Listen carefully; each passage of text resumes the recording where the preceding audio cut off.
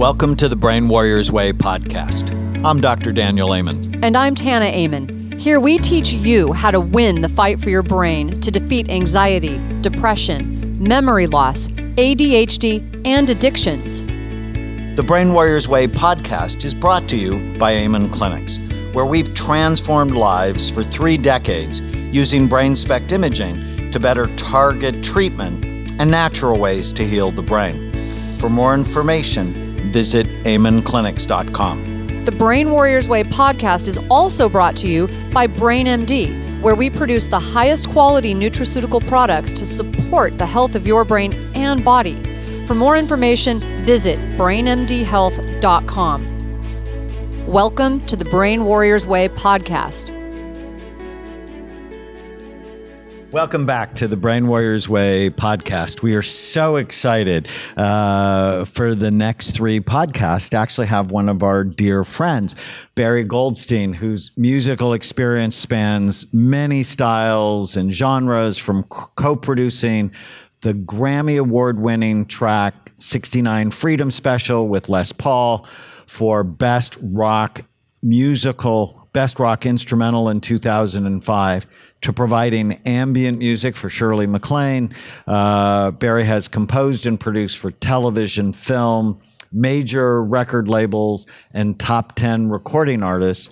In addition, Barry reached Billboard top 10 albums on New Age charts with the New York Times best-selling authors Neil Donald Walsch, Anita Moorjani, and yours truly, Dr. Daniel Amen. We did that last year with the Brain Warriors Way album, which we'll talk about. In addition, he's composed and produced music for authors like Greg Braden, my friend Dr. Joe Dispenza, Colette Baron-Reed. Barry's just done so many things. His best-selling book, The Secret Language of the Heart, provides the latest scientific research on the benefits of sound, music, and vibration. His music is used in hospitals, hospices, cancer centers, and medical practices. And the reason we wanted to have him on, besides we love him and he's our friend, and music is such a hot topic when it comes to the brain. It's one of the things that has been shown to actually grow the hippocampus, the seahorse-shaped structure in your brain that's responsible for memory. It can decrease stress hormones. It can improve your mood. There's so many cognitive and neuroscience benefits to it. Welcome. Thank you. I'm so happy to be here with both of you. Thank you for being with us. So how did this all start for you? How did you fall in love with music, and why healing? Yeah, well, it took quite a couple of turns to get to this point. But at a young age, I discovered the power of music sitting behind a piano with my mom, and just her playing and me realizing the resonance that happened in a room when you hit a piano. So I think I fell in love with it at an early age. And as I progressed to becoming a music producer in New York City, I realized that I was beginning to lose my love of music by creating 100 hours of studio time to create a 5-minute song, and how stressed I was becoming actually within that. So I started to kind of take away everything I knew about music and started to create in a much different way of composing and just allowing the music to come through me, as opposed to spending that meticulous time in production and composition. And I started to target back to my own heart rate at a relaxed state. Oh, interesting. I did some research on the internet, and at 60 beats per minute, most of us between 60 and 70 beats maintain a relaxed state. So I said, well, I really want to reconnect with my heart. And so I began to take these hour-long journeys, I call them, of decomposing, really. And interesting. Yeah, I thought no one will listen to this, but maybe it will help me with my stresses. And people encouraged me. They said, you need to put this music out there because it's very, very calming. They were hour-long pieces, not a lot of melody. And now we're learning in research that this exact type of music is how we're targeting people with insomnia. So at 60 beats per minute, very long tones, not a lot of melody, really kind of induces us to relaxation. So I think I was doing it then. And then I became very curious as we began to gather testimonials from people of how they were using it in dentist offices and for sleep and with their mom who had dementia. I got so curious about it that I wanted to know why this was happening. Yeah, so I'm one of those people. I use that music to go to sleep. I meditate to it. I actually did a long dental procedure with no anesthesia because I just didn't want the anesthesia. Right. But using meditation and music. So I never really understood how it affects your brain, but clearly it does. Music is very powerful. Well, we love it so much that Barry's music is the brain enhancing music we have on Brain Fit Life. Right. And it's similar to our Billboard charting album, The Brain Warriors so Way. funny. It's I great. love saying that because there's music for sleep, there's music for relaxation, there's music for focus, creativity, motivation. Right. So how is that all different? I mean, you target the beat of the heart, but when you want to help someone feel happier or more focused, how do you change the music for that? Yeah, well, it does target the beat of the heart, and the heart-brain relationship is really interesting because when you're targeting your heart, you're really targeting your brain as well, and vice versa.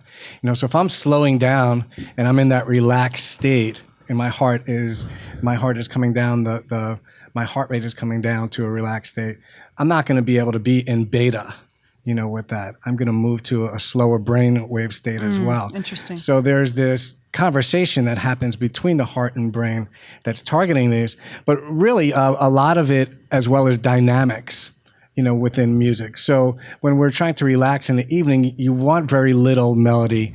But if you have an important business meeting and you want to be motivated and inspired, you're going to listen to something with rhythm, right? You're going to want to feel that in your body. Right. And so you're working with dynamics as well. And we've showed this in research with attention. When there's dynamics in music, for example, if you go to a classical concert and all of a sudden there's a pause in the music, your attention is completely grabbed by that silence because all of a sudden the dynamic has changed. So by Fascinating. by creating these dynamics, you can target different moods and enhance different moods. So without knowing any of the science, I think most of us are intuitively know that music changes our moods, it changes our states, and it can do it very quickly. That's right. I know, like I just said, for sleep, I will often meditate to that type of music you talked about, those long, sort of drawn out, I don't know what you would call it technically, but slower type of music. Yes. I'm a rock girl, so put some Def Leppard on and I'll get motivated and I want to work out, and it's like that's my happy place. Right, Makes me happy instantly.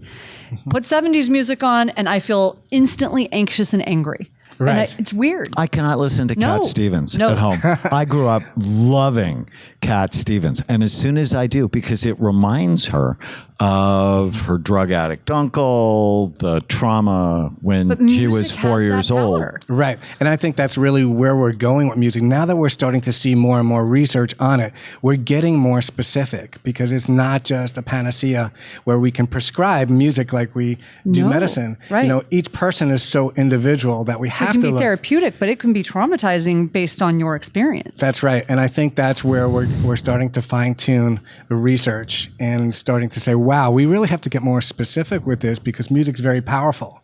We just can't subcategorize and say, okay, classical is great for this, heavy metal's not good for this, because within each one of those, there's so many differences. And I think that we might be oversimplifying a bit when we're looking at genre-specific music because, for example, in classical music, you can listen to the William Tell Overture or you can listen to a Brahms lullaby. Right. Right. And so when we say classical, what part Wide range. Right. What part of classical is it? What part of reggae is it when we're talking about that? What's the tempo of it? Right. Who played it? Right. Yeah, even Because- rap. Rap has happy rap, and then it's got some pretty dark That's right. stuff. That's right. So it's when we begin to realize the power of music that we can then incorporate it to a program where we're targeting our own mood states. We're targeting physical challenges, insomnia, or we're targeting even becoming more emotionally intelligent with autistic children. Amazing. And we can talk more about that, but there's some amazing studies of how music engages the brain and the emotional aspects of that to create emotional intelligence and autism.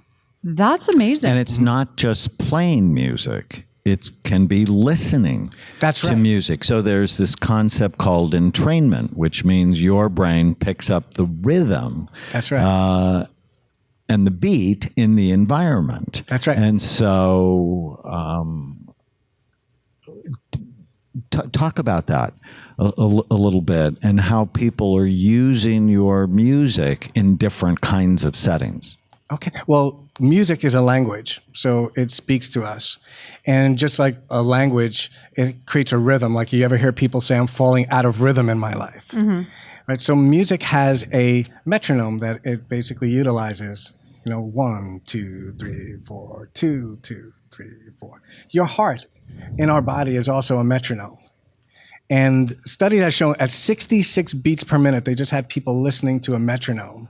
And it actually reduced anxiety. Oh, wow. Just by listening to that metronome. So when we begin to apply that into music as well, targeting different states, if we want to be relaxed at 60 beats per minute, let's listen to a piece like we discussed, where it's really long tones, not a lot of melody that's going to distract you. But your heart has the ability to adapt. And that's why when people are working out, they're not going to listen to relaxation music. There's been a study that I think it was done by Pandora that showed people listening to yoga, one of the most important things for them is the music that is played. Absolutely. Yeah, in the yoga session, right? So one of the reasons I have trouble with yoga is the music is too slow for me. Right, but there are some classes that are like very kind of DJ oriented, right? And they're taking you on more of a journey, right? Because there's several stages of yoga. Yeah, it will have slow music, it will have music to move to, because your heart's adapting. You're beginning to breathe to it, and your breath is beginning to be the conductor as well. So I consider the heart like the orchestra leader that's going on in your physical body. And when you're breathing, that's the conductor saying, no, let's slow down here, let's speed up here. And then your heart starts to send out those messages. We call this coherence. Interesting. So when your heart is beating at these smooth, orderly rhythms, right, it's just like the conductor. Wow, you can hear the harmonies, you can hear the beautiful sections of the orchestra. So that's one of the reasons it has the power to help us calm down and slow not only our heart, but even change our brain state. Well, and there's actually something called heart rate variability, which is the beat-to-beat variability of your heart that is associated with anxiety, depression, memory issues, the more variability. So it's a myth that when I take your pulse, or you're a nurse, when you take a pulse, it should be even. Because if there's too little variability, that's a sign of illness and stress. And after you have a heart attack, if you don't have the variability, you have more than double the risk of dying in the next 2 years. And certain kinds of music actually increase heart rate variability, which is heart health, which then goes to brain health. They are connected. They're very connected. And the heart has its own nervous system that's connected to the big brain. So for people listening, there's not really inherently anything right or wrong with listening. Like, because you don't like slow music, it's not a bad thing. And you like, a faster beat. It's just your preference.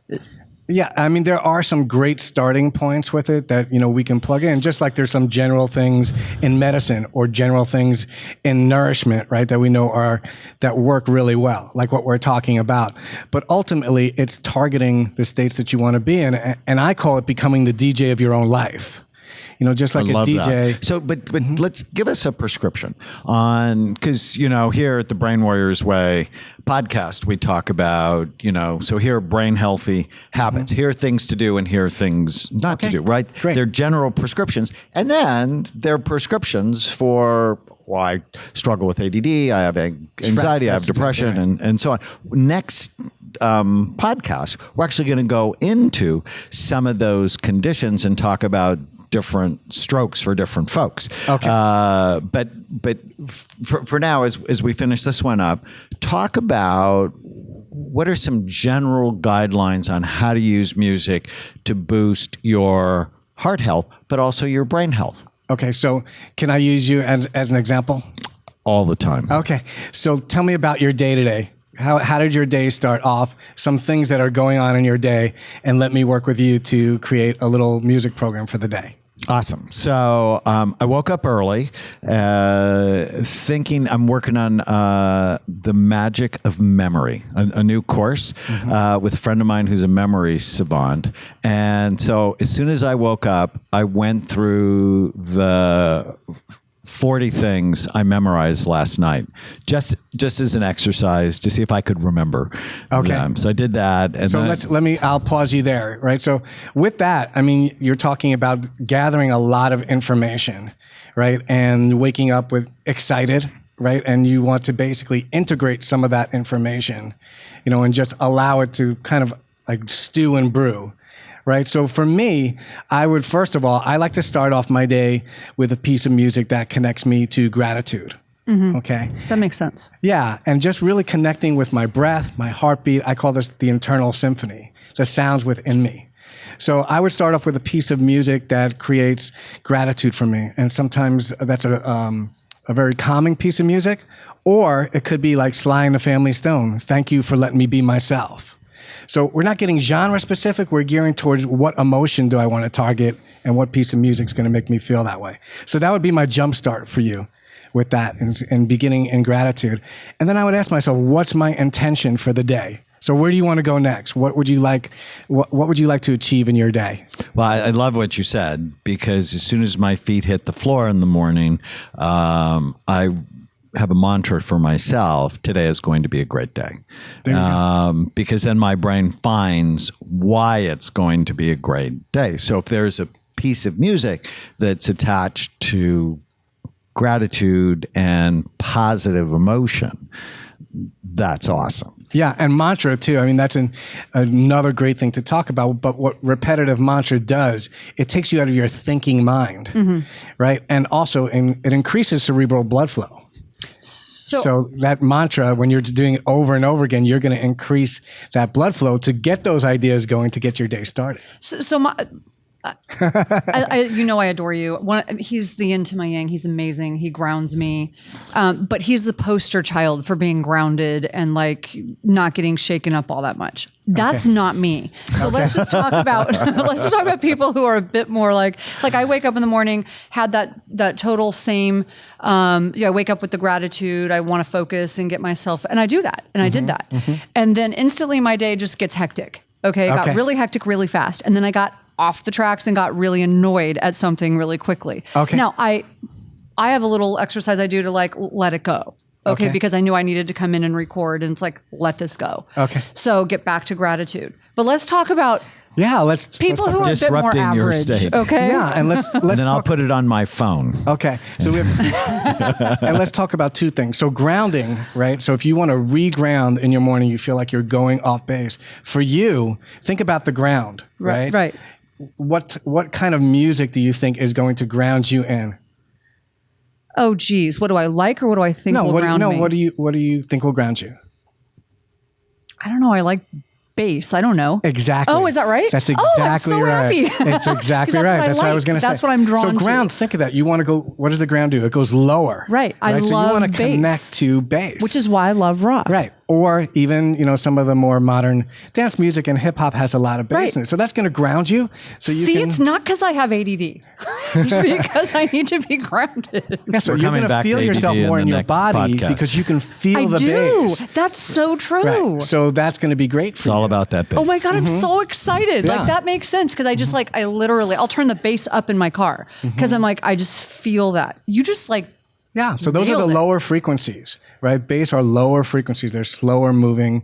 They're lower and slower, right? If it was the other way around and you want to be in a more creative state, you want to go higher because they're lighter energies. But grounding back in is going to be all about the bass. I'm always drawn to that. Yeah. So when we come back, we are going to talk more about how to use music as part of your day and how different people like Tana and I can use music in a more targeted way. Stay with us. We're here with Barry Goldstein on the Brain Warriors Way podcast.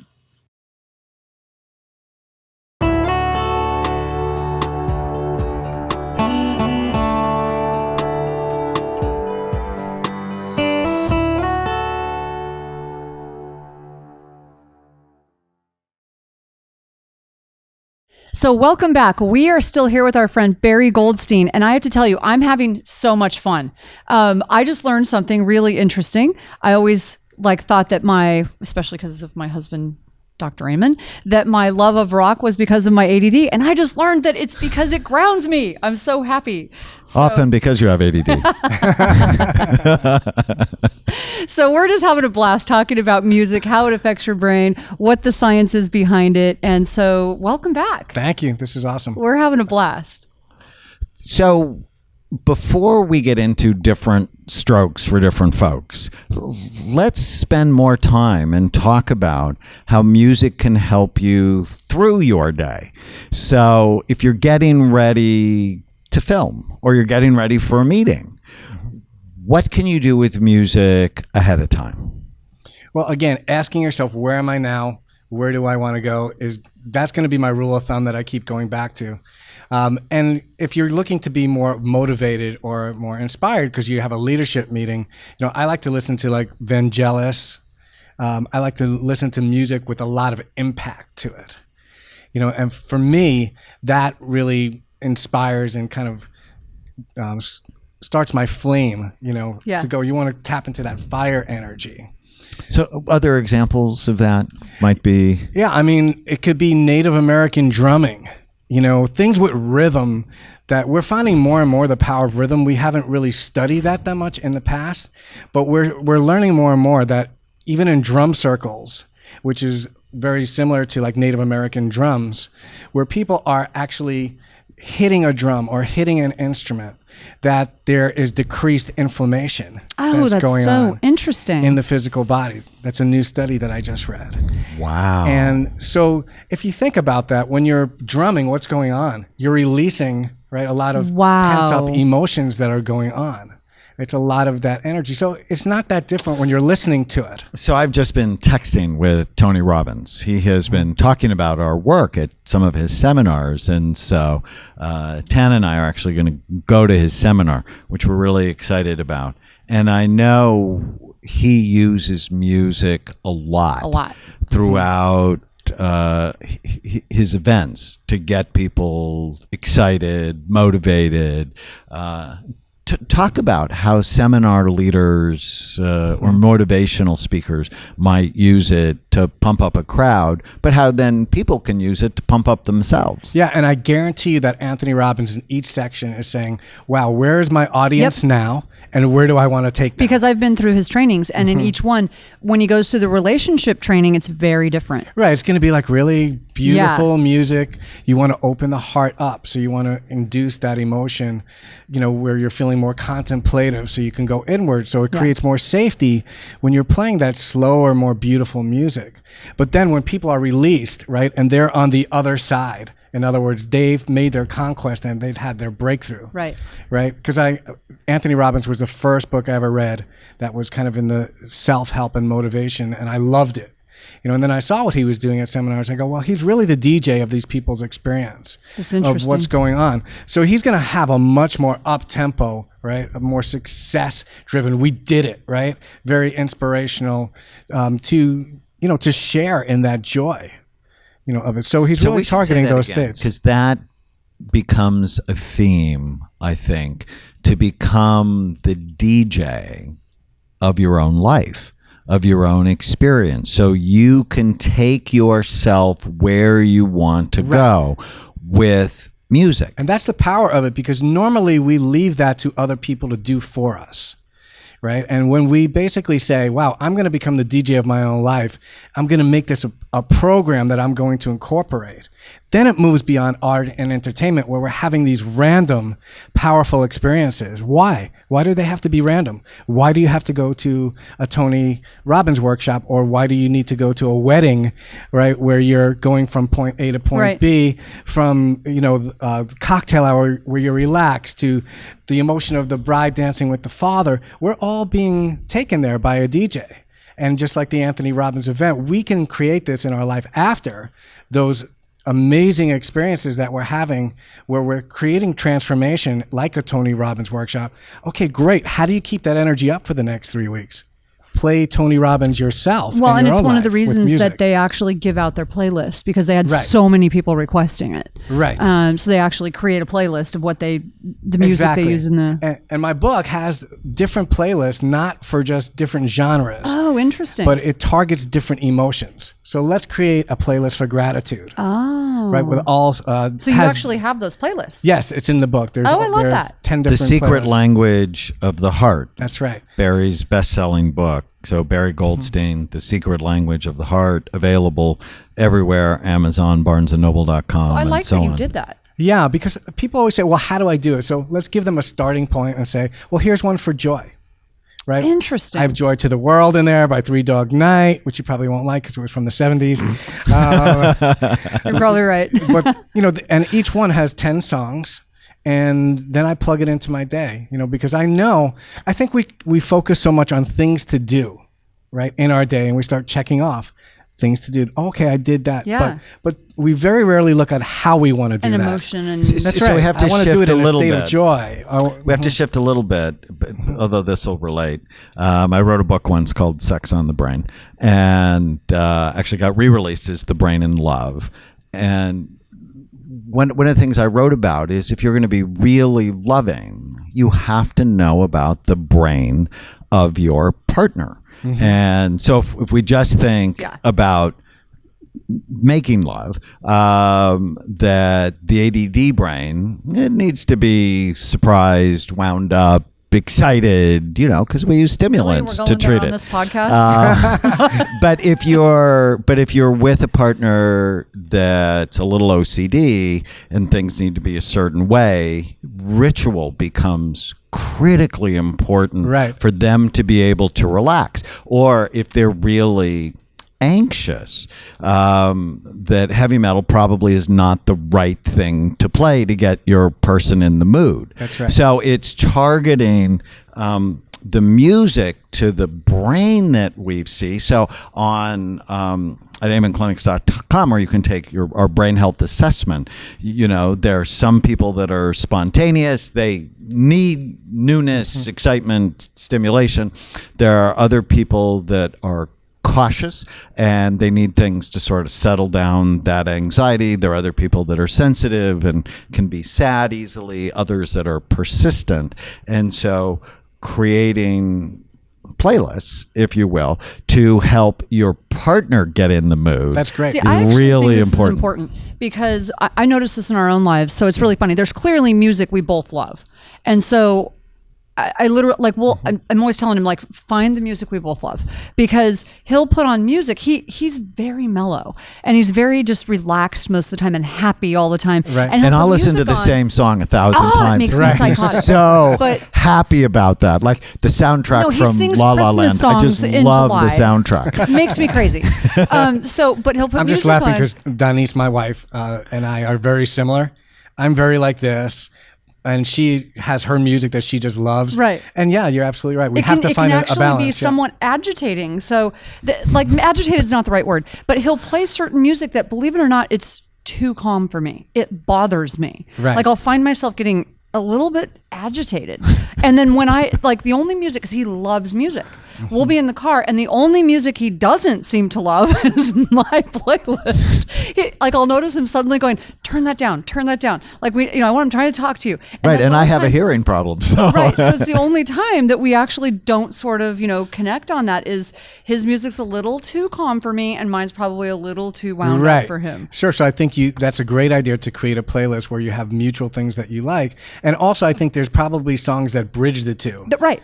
So Daniel's might be a little bit Adele mellow. is great. Right, like those in-between songs, right, that are they're mid-tempo songs. Right. So for someone who has ADD, and You're just stuck on this, the aren't you? classic ADD, where they really want more energy so they can focus, what are good things for them to think about? Well, actually, for ADD, and they're showing this in classrooms too, that for arithmetic and ADD students, that they're finding that actually popular music works pretty well. And if you think about it, it makes sense because they're more structured, right? So that disorder, you need more structure, you need more foundation. They know the verse is going to come here, the bridge is going to come here, and they can sing Is that along what it is? to the chorus. See, I blasted rock music all the way through school.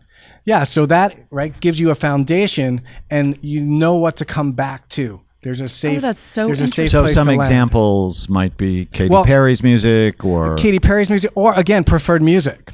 For each one of those, and I think that's an important thing with kids today and parents. Is exactly how what you're talking about. You don't want to be judged on the type of music that you're listening to. Kids, that's how they also become to form their own personalities, is through music. Like I could tell you the first album that I bought was Elton John's Greatest Hits.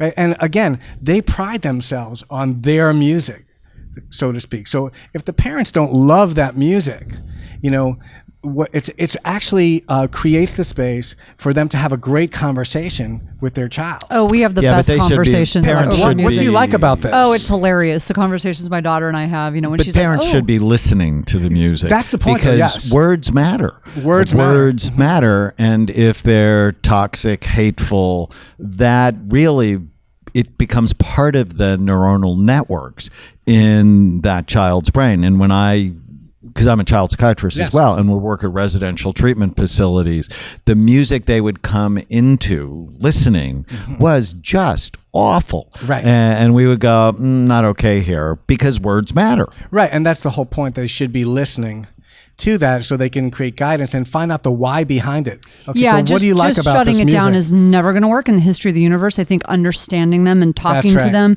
I know I do that with my daughter, and we've had the funniest conversations about why she listens to what she listens to. She thinks the music today is so much worse than it was when I was growing up, and I'm like, yeah, not so much. Have you ever heard, AC/DC and some of these songs, And Right. so we have these amazing conversations because she thinks she had to hide it from me.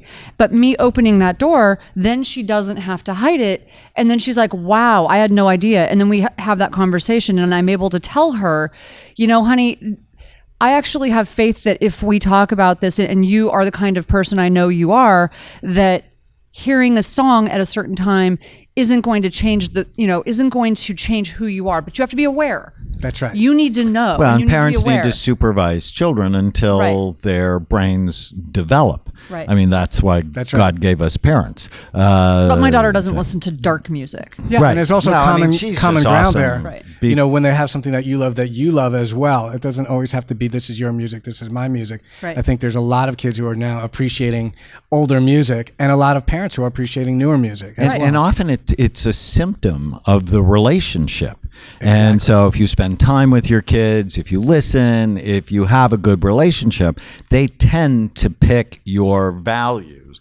And unless your music's awful, like the 70s, they'll enjoy that. I love because 70s it's music. what, Sorry, Tanya. Yeah, me too. It's like nails in a chalkboard for me. What about people who struggle with anxiety or depression? Well, anxiety and depression, it's usually fear turned inward in terms of the experience of that. And so they don't get a large opportunity to always work with the energy of it. And I was reading something that you guys said in one of your blogs about working with fear and anxiety, that we have to feel the emotion in order to release it, right? Or to work with it. And it's the same thing. Sleep is such an important part of all of these things, because people who are not getting enough sleep, very often it manifests into depression or anxiety. And what we're seeing with that is that because we're so busy with internet, right, and we're so active before sleep, that we're not giving ourselves a chance to process or to wind down before sleep. So we wake up and we haven't had enough sleep. We move into we move into states where we're more anxious, and also it works against us in terms of keeping our moods up. So sleeping challenges and music for sleep are very important in terms of working with both anxiety and depression. And music for that, it's similar to what we're talking about within our program that we created, is we have a wind down piece on there called Alpha Evenings.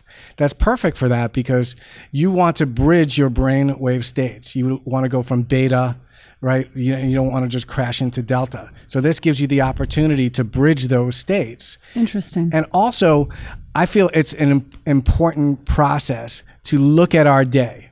So my book isn't just about music, it's about sound and vibration as well.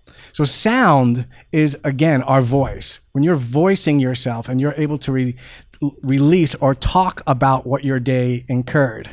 So today I experienced this anxiety or this challenge in my life. Before we go to sleep, then we're able to process it and we don't wake up with as much of it.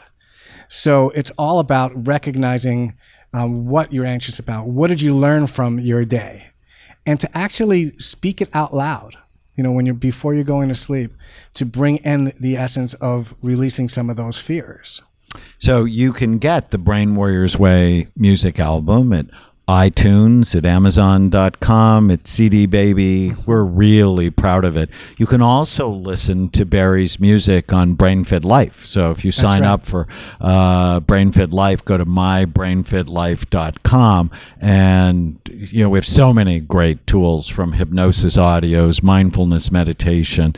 But, my favorite part, I have an LPGA golfer that has my BrainFit Life on her phone, and she loves the music because it helps her relax before she goes out and plays. So another great tool for anxiousness is what I call the internal symphony as well, because we tend to view music that happens as something outside of us, but it's also something that's happening in us as well. So when I'm anxious or I move into a state where I'm not feeling great, I actually place my hands on my heart and I just breathe into my heart and I breathe out of my heart. Like that. I close my eyes and I just connect, because each one of us has a unique sound, a unique breath that we combine this with. So when we reconnect with our internal music, it brings in the appreciation for the music that we listen to as well, because we're beginning to listen to our own bodies as music. And it's an excellent tool when you start to wander in the middle of your day. You can do it anywhere. You can do it for 5 minutes. Just place your hands on your heart, close your eyes, breathe, take a breath in through your heart. And when you release that sigh, and you're releasing sound through your body as well, that sound actually helps us in dealing with tension and stress that we're experiencing. So many good Love things that. for the brain. When we come back, we are going to talk about music as healer. Stay with us. We're here with Barry Goldstein, author of The Secret Language of the Heart, available everywhere. Also the creator and producer with me of the Brain Warriors Way music album. Stay with us.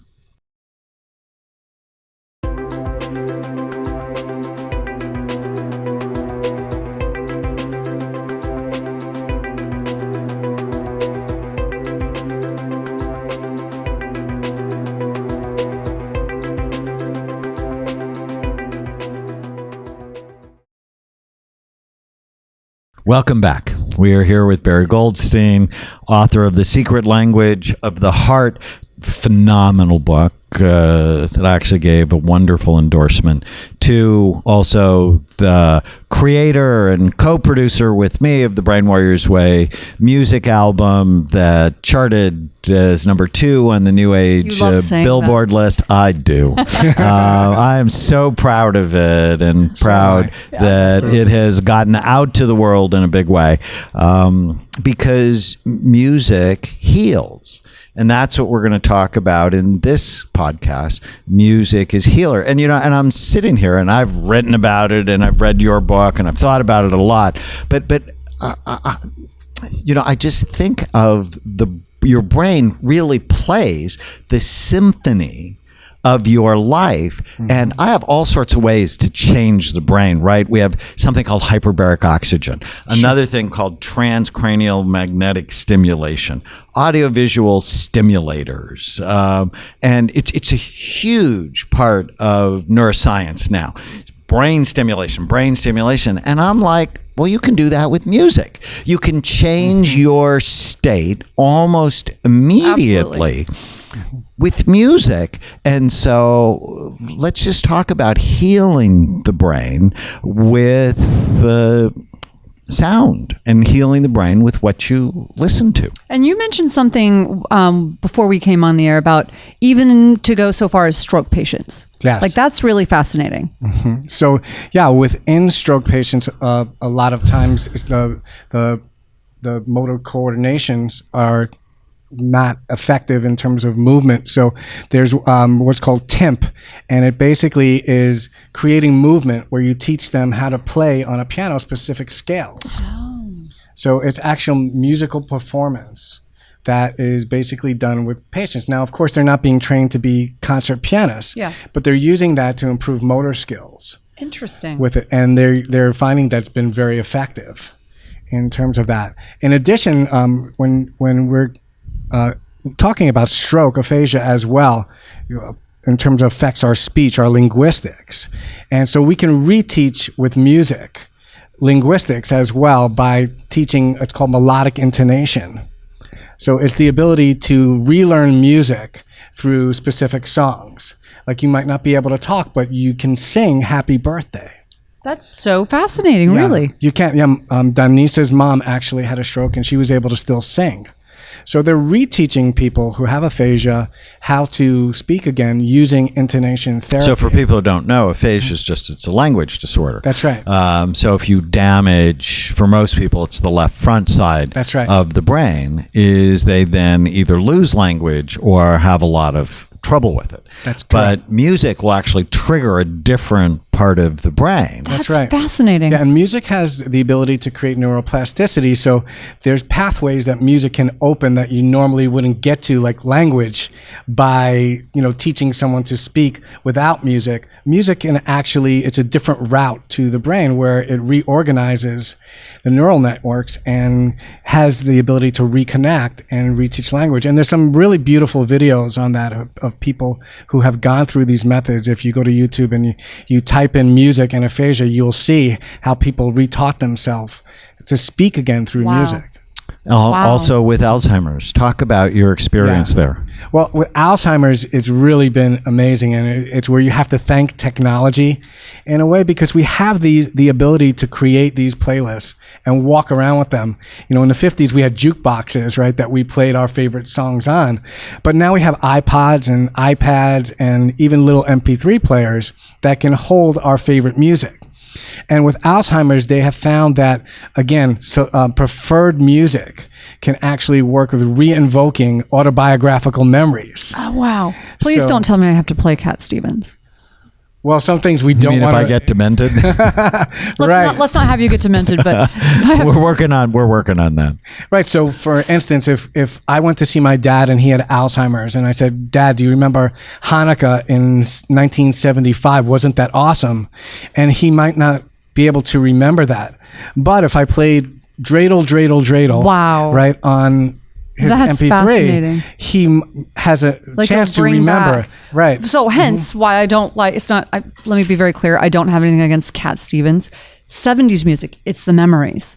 It's the memories it invokes. Music, and that's something we haven't talked about, is when I listen to a certain song, it connects to that time in my life, and it may connect to someone I've lost and then make me really sad. Right. So for me, a whole genre of music makes me anxious. Right. And that's the thing. It's not going to be the same for each person. And sometimes it takes us by surprise when we hear a song that we don't like because it triggers negative memories. Right, and it happens fast. Right. So you don't want to put those songs, in your playlist, if they create... So know the person. Yeah, know the person. Each person's completely different. It's just, you might like broccoli, Right. You know, I like to compare music to food because I think of it as musical nourishment. You're going to bring into your body what is Right. good for you and what you react well to. So you might love broccoli, but I might be allergic to it. Mm-hmm. So yes, we know broccoli contains all these wonderful vitamins, but it's not for everybody. It's not for me. So with that, we need to kind of become our own experts. And it really, you guys have talked about it quite a bit throughout this. For me, it really does start with one song. So if you can find that one song that makes you happy, that's an unbelievable start.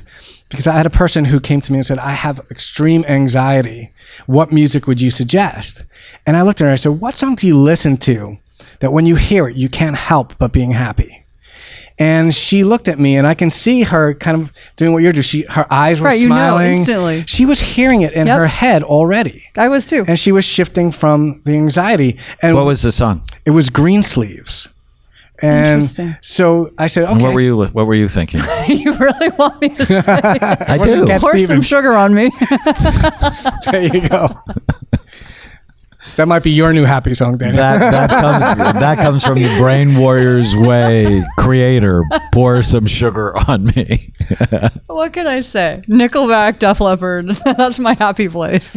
There you go. And, you know, I talk about this in colleges when I go to talk to the college students about the power of music. I said, whatever that song is, remember it, write it down, because that might be your lifeline in 50 years from now if you're going through Alzheimer's. Right. You know, because that happy song really allows you to connect. Autobiographical songs. That's we have right. to write That that defines down. you. Autobiographical songs. So what songs when you were young, what songs when you were in college? You could actually develop a whole treatment system depending on what made you happy. And in addition, you could develop an attack system to find those songs that trigger unhappy places for you. So depending on how devious you are, right? I mean, we're healers for the most part, but music is powerful in a positive way, but it can also be destructive That's in a absolutely negative true. way. Yeah. It could create dissonance just like it can create harmony. What's really awesome, though, is there have been studies that have shown that even thinking about that song has positive effects Yeah, on it's your just brain. like I was just Your brain smiling. doesn't know the difference Right. between hearing it and actually thinking about it. Because we can play it in our head. You can play it in your head. The second you said that, my brain went to creating the song. Right. In fact, do you know why people get stuck on thoughts?